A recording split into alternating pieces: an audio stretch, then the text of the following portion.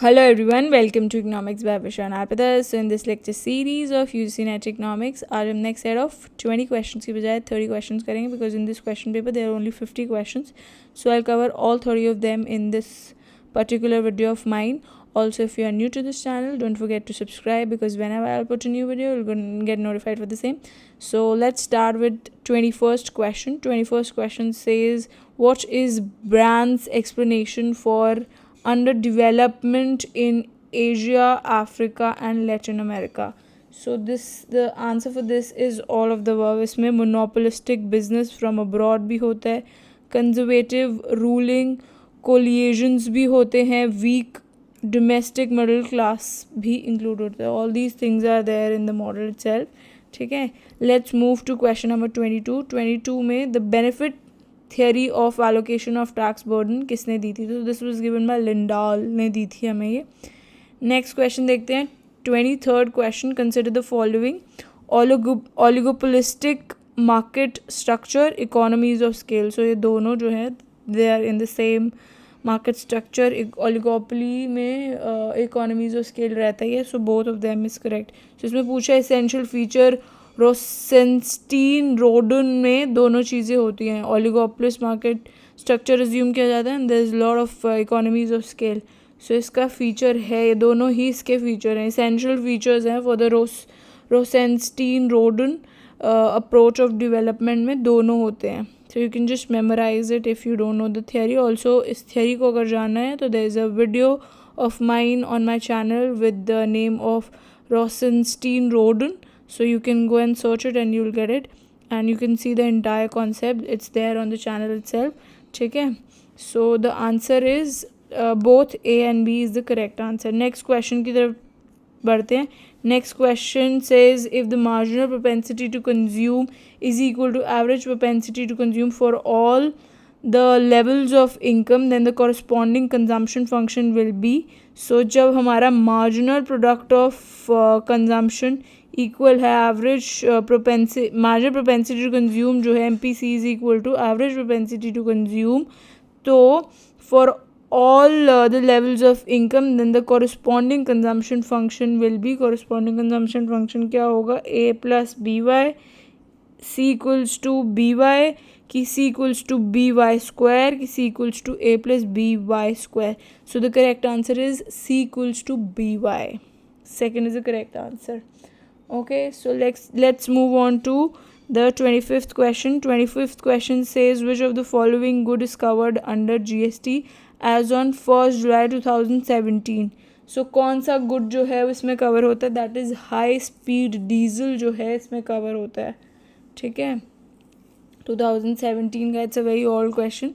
सो अगर आपको GST का पढ़ना है, take the current ones into account. जो अब कुछ एडिशंस आए हैं, कुछ और चीज़ें ऐड ऑन हुई हैं, स्टडी दोज. ठीक है, this is not that much relevant. Next question देखते हैं. Next question is the elasticity of greater the elasticity of supply, the greater is क्या होगा?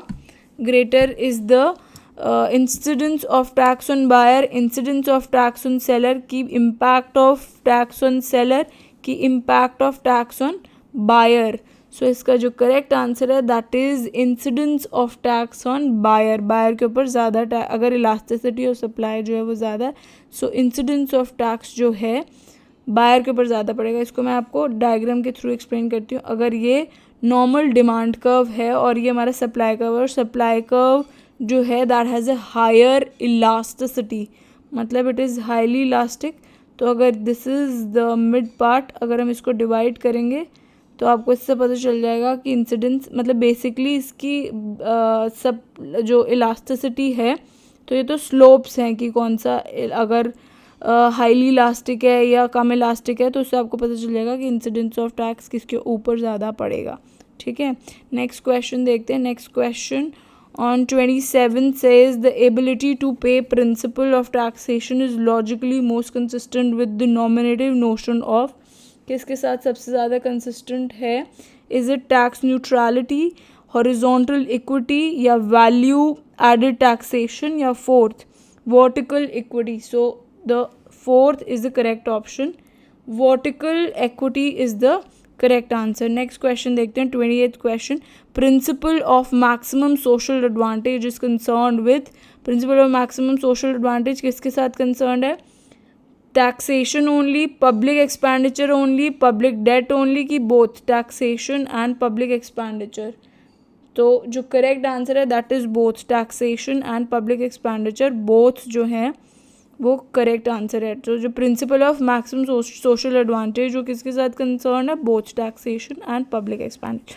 नेक्स्ट क्वेश्चन देखते हैं 29th question. Consider the following statements about the optimum tariff. The beneficiary country is a large country in the world market for a particular good. A deviation from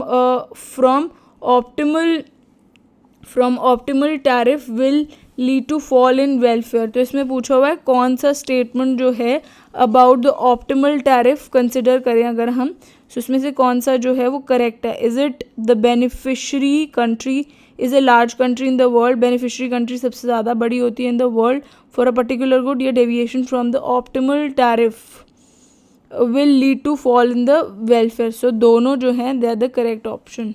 ठीक है, next question देखते हैं।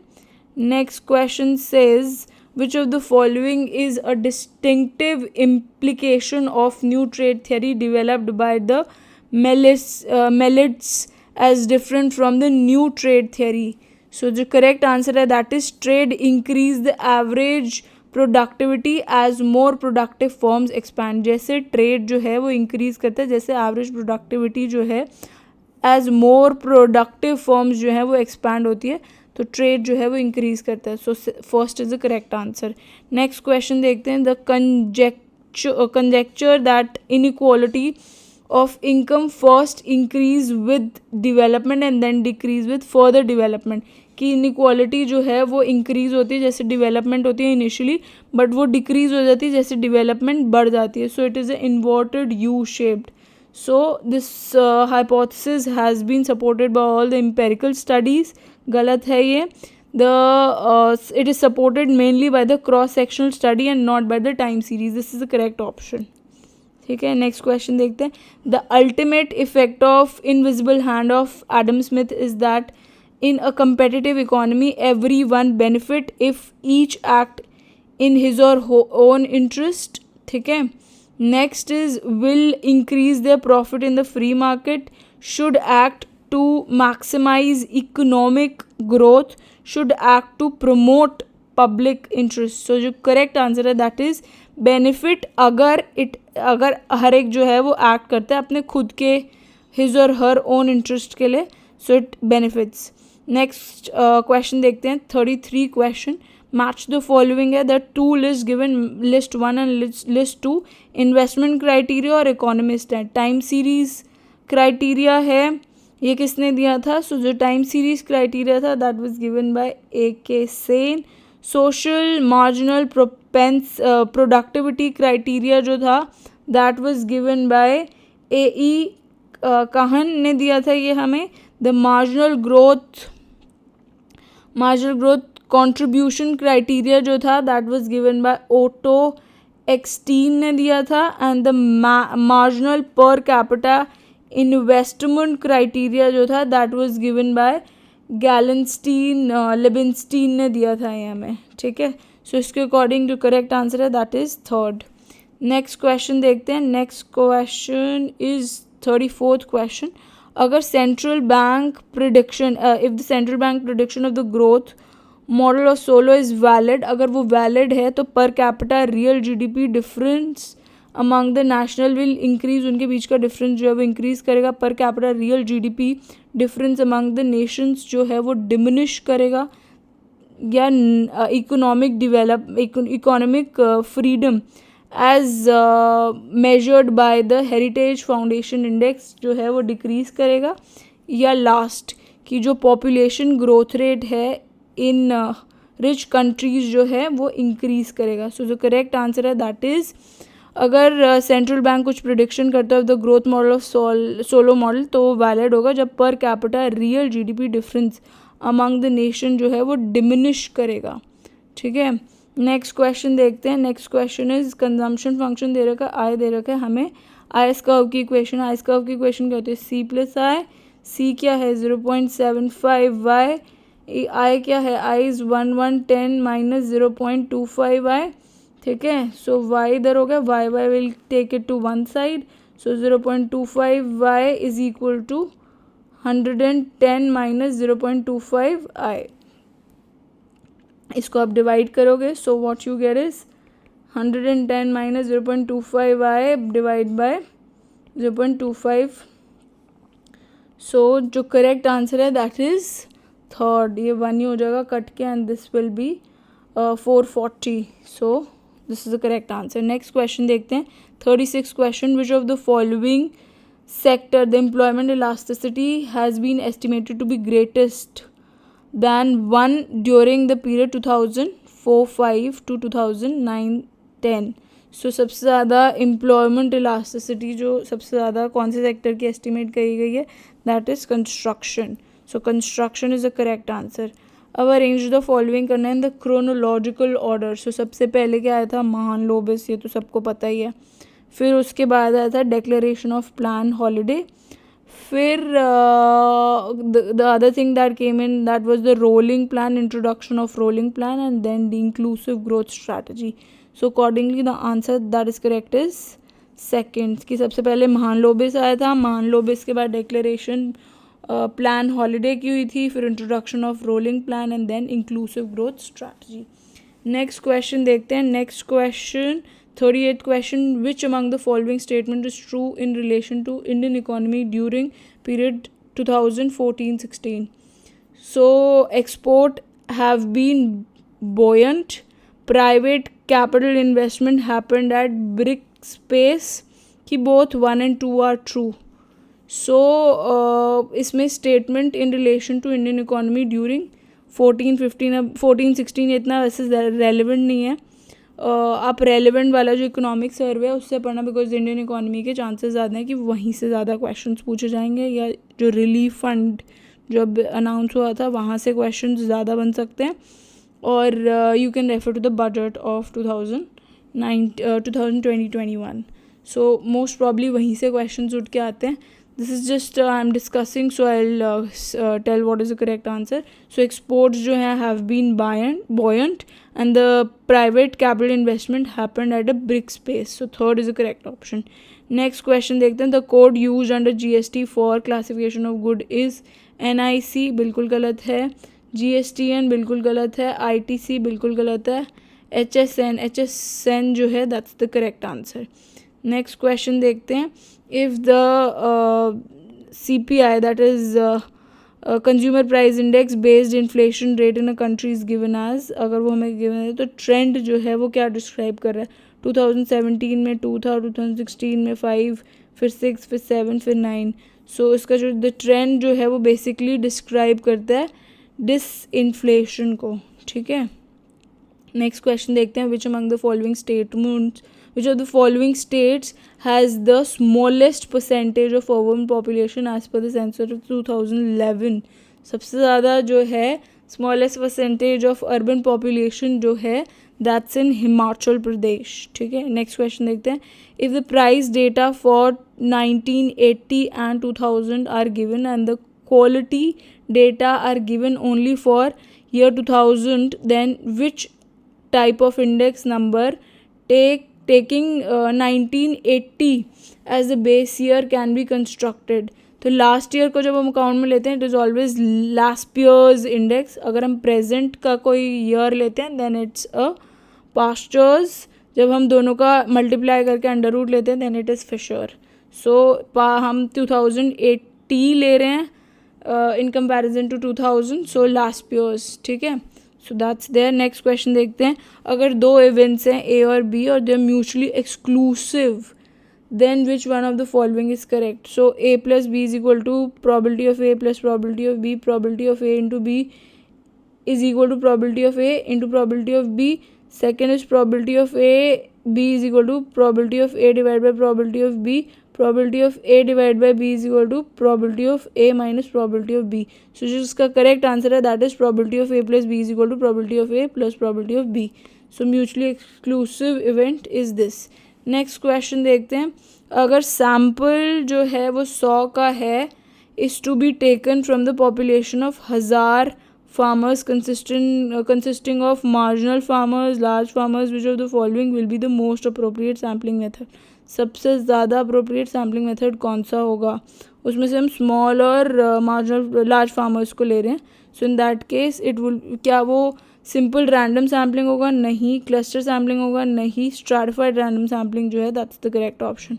सम of the squares of the deviation from a set of values is minimum. अगर deviation जो है वो कहाँ से लिए गए हैं? फ्रॉम द अर्थमेटिक मीन, की हार्मोनिक मीन, की हमारा मीडियन या ज्योमेट्रिक मीन. सो जो करेक्ट आंसर है that is this arithmetic mean से अगर हम डेविएशन लेते हैं, उसका सम कर देते हैं और स्क्वायर कर देते हैं, तो जो sum of squares of deviation जो है that set of values is minimum. Next question देखते हैं. Next question 46th question, match the following है. There two list given, one is list 1 and 1 is list 2. तो इसको मैच द फॉलोइंग है. सो sampling distribution जो था दैट इज़ बेसिकली हमारा chi square distribution. Discrete जो है that is Poisson distribution. And जो मेजर ऑफ हमारा सेंट्रल टेंडेंसी है that is mode. Purposive sampling जो है that is non probability based sampling. So इसके according third is the correct option. Next question देखते हैं. Next question is 47th question. बड़ी सारी डेवलपिंग कंट्रीज़ का demand that the movement of the natural person across countries should be promoted. जो developing countries है have comparative advantage in labour intensive services. So इसका जो correct answer है that is first, कि दोनों जो हैं वो सही हैं और आर जो है that's the correct reason for assertion. कि कई सारी डेवलपिंग कंट्रीज़ के अंदर जो डिमांड है that the movement of the natural person across countries जो है वो शुड भी प्रमोट करी जानी चाहिए, क्योंकि डेवलपिंग कंट्रीज़ के अंदर कंपेरेटिव एडवांटेज जो लेबर इंटेंसिव सर्विसेज की होती है वो रहती है कंपेरेटिव एडवांटेज. ठीक है. So first is the correct option. Next देखते हैं. Assertion, revealed preference theory excludes the explanation of given goods because जो रिवील्ड प्रेफरेंस थियरी है वो कंसिडर करती है सिर्फ negative income elasticity of demand. So this is a जो है वो ट्रू स्टेटमेंट है, बट आर जो है वो बिल्कुल गलत है. सो अकॉर्डिंगली थर्ड जो है that's the correct option. Next question देखते हैं. Assertion, assertion is Indian agriculture still absorb a major part of workforce. बहुत बड़ा पार्ट जो है इंडियन एग्रीकल्चर जो है वो रखता है अपने पास. एम्प्लॉयमेंट इलास्टिसिटी एग्रीकल्चर सेक्टर की जो है दैट इज़ हाई. सो इसका भी ये जो है एब्जॉर्ब करता है. बाकी इसका ये रीज़न जो है that's a false statement. Third जो अकॉर्डिंगली ये फॉल्स स्टेटमेंट है. ठीक है. सो थर्ड जो है that's the correct option. Next question देखते हैं. फ्रीडमैन जो है वो आर्ग्यू करता है कि जो मनी की डिमांड है इज़ अ स्टेबल फंक्शन. वो स्टेबल फंक्शन है क्योंकि फ्रीडमैन ट्रीट करता है money as one type of asset in which जो वेल्थ होल्डर्स हैं can keep a part of their wealth. उसमें वो कुछ अपने वेल्थ का पार्ट रख सकते हैं. सो दोनों जो हैं वो सही हैं और आर जो रीज़न जो है that's also correct reason for the statement that is the assertion. ठीक है. सो इसका जो फर्स्ट है that's the correct option. I hope सारे क्वेश्चंस अच्छे से समझ में आए होंगे. ऑल्सो इसका PDF लेने के लिए you can go to my there is a channel on Telegram with the name economics by Vishwan Arpita. आप वहाँ से जाके, इट्स अ पब्लिक अकाउंट, आप जाके सारे PDFs and everything you can avail. Also if you like these videos, अगर आपको मेरा काम पसंद आता है तो इन वीडियोज़ को लाइक करें, शेयर करें और सब्सक्राइब करें. Thanks for watching. बाय.